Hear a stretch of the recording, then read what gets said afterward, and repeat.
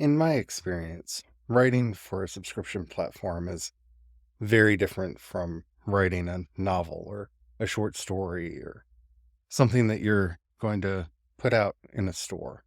It's the same in that you want it to be engaging and exciting and everything else. But it's a lot harder because each part has to be engaging and exciting in a way that you don't really have to focus on if you're doing a book.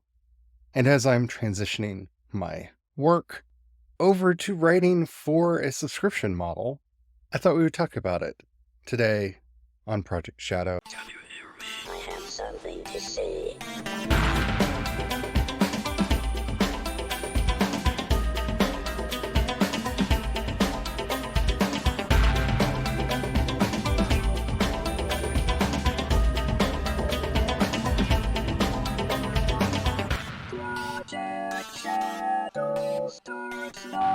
Hello, my name is Charlie, and I'm a non-binary sci-fi fantasy writer. One of the things that I find most striking about working for a subscription platform is the pressure. It's a different kind of pressure than the one that I felt when I was working on novels. You really only have one shot with a novel. It's either good and gets an audience right away, or maybe develops one over time in a long tail, or it's an absolute flop and completely disappears into the ether, never to be spoken of again. And that's a lot of pressure to put on yourself. That's a lot of work that goes into polish and perfect and make sure everything is exactly the way you want it and need it to be so that it can hit the goals that you've set for the project. Subscription writing is a little bit different. It can change, it can alter, it can grow over time. And that's kind of a blessing. So what is a subscription model? Well, the way a lot of people, including myself, are implementing it, for a small fee, you can get early access to the drafts of the story. In my case, it's $5 a month over on Ream. You give me $5, you can see my draft in process as I am writing it. Now, why would you do that? Well, maybe you're really into the writing of this particular person, or you want to just support them. Maybe you really want to know what happens next in the story and you want to get in there early on. As a writer, one of the things that makes this really exciting is this gives you access to a bunch of very committed beta readers, technically alpha readers, that are going to be in there early, able to comment on what you're doing, possibly changing the course of what you're working on and moving it towards better. And for those really committed readers, as you update the drafts, as you do more to develop the story, you get more feedback. Each version along the way that grows and develops behind this paywall helps to make the story better, more interesting, and hopefully something that will attract even more readers. If nothing else, it gives you something more engaging that you can put out and an experience of working with your audience to make that story better. So there are 2 rounds, at least, of behind the paywall for the reader. The initial drafts go up, as I said, as they're being written, but also the drafts that occur during the rewrite and the editing process. This gives people a chance to go back and see how the changes were done, comment more, or maybe jump in for the first time as they were waiting for the edits to happen before they started reading in the first place. The thing that people are buying is a combination of early access and access to the writer. Eventually, my fiction will go out to a broader audience because, well, the goal is to write something good enough that people will continuously join into the process and help support the worlds that I'm making and the work that I'm doing. But in that exclusive period, only your most committed readers have access to the story that you're working on. This has driven me to do a lot more outlining than I am comfortable with. For anybody who's familiar with anything that I've done or said about writing in the past, I'm very much a pantser. I like to just write. I'm a discovery writer, a gardener, however you want to refer to it.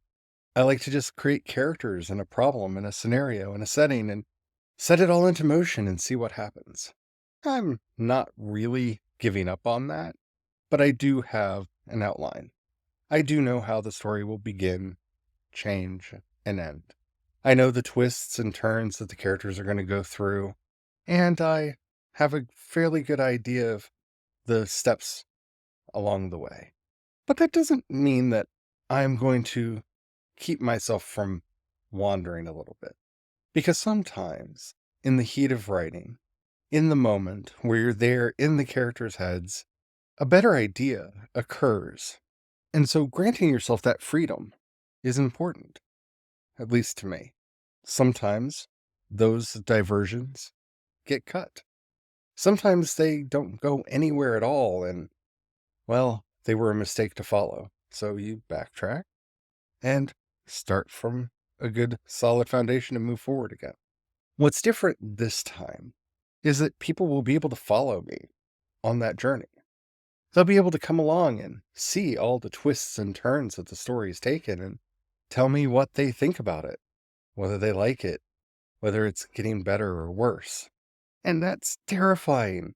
Most of the times I've written in my life, I've never had that relationship. I have composed a thing, finished it, gone through all of the editing, and then put it out. It hasn't really been since, Fate's Harrow that I had anything like this. But even then, the stories were completed and had gone through many rounds of editing with a professional editor before they saw the light of day. And then with feedback, maybe something would be augmented or changed, or my focus would be diverted a little bit more from one place to another. I've never really given people access to my drafts like this. I've thought about it. I've played around with various platforms as ways of doing it, but the idea of people seeing that raw text as it comes out of my brain, oh, that's a little daunting. Would say a little terrifying almost, because this is the closest I will ever get to sharing the workings of my mind. You see, I have a Remarkable 2 tablet, and I write my stories on it, which means they're handwritten. The wonderful thing about the tablet is it then transcribes those handwritten notes into type, so I don't have to type them up. Those are the stories that are going to be going up here at first. Those are the stories. Oh, I find myself just getting a little lightheaded even thinking about it.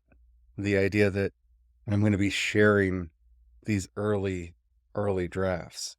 I don't know what scares me the most. That I'm going to be sharing my work in this early and unrefined state, or that fear that no one will care. I think most of us writers have that concern that it doesn't really matter what I do because nobody will really care. But it's especially a struggle with this. What if no one cares? What if I'm putting in all this extra work for nothing? Well, just to help you if you're struggling with that particular concern, is that really a lot of extra work? The nice thing about how all of this comes together is Ream is a very straightforward platform that lets me just post my stories, add them to a queue. I don't even have to really think about scheduling them.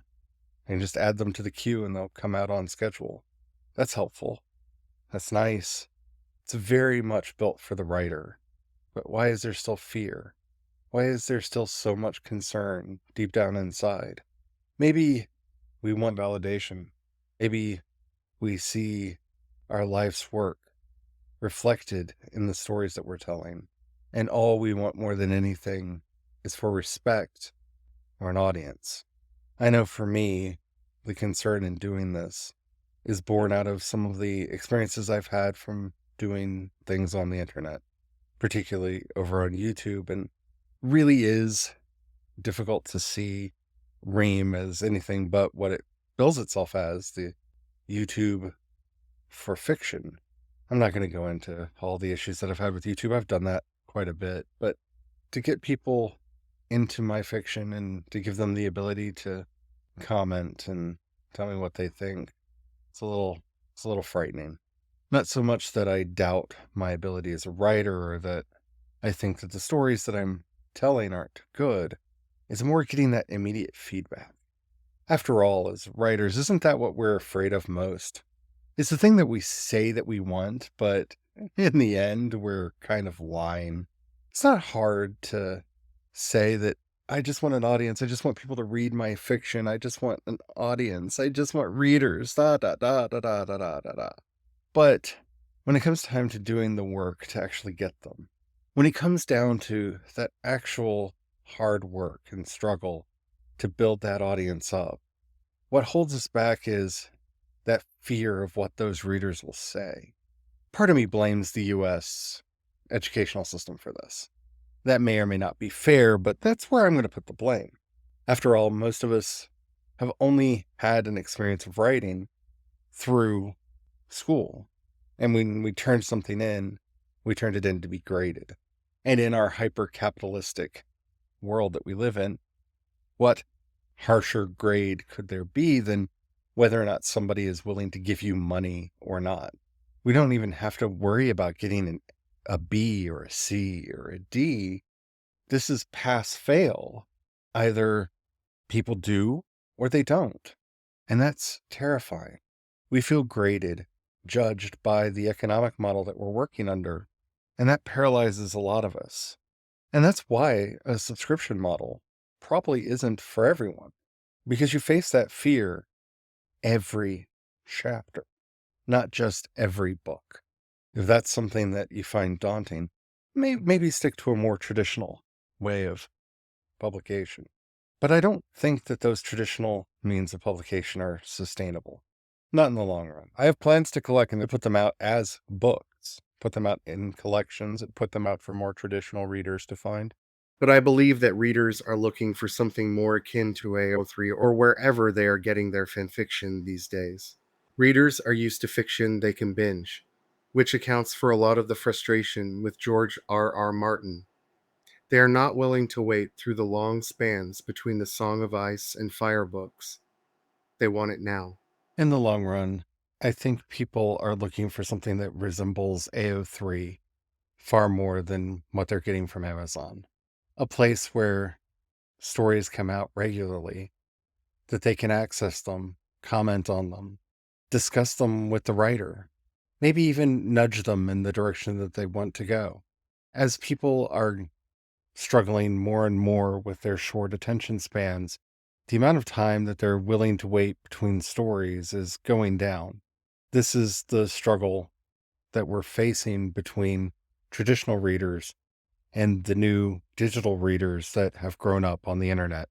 If we're going to continue to grow, develop as writers, we're going to have to find that middle ground where we can reach out to the new readers that are used to more immediate gratification, that are more forgiving of mistakes and errors and are looking to be a part of something, not just a consumer of something. And that for me is what setting up a subscription platform really offers.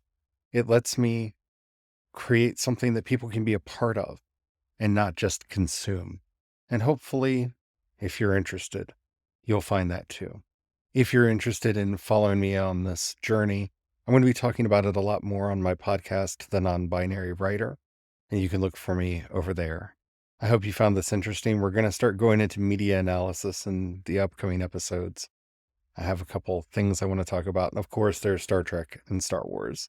Thank you for joining me on this journey, and until next time, don't forget to have the fun. Bye.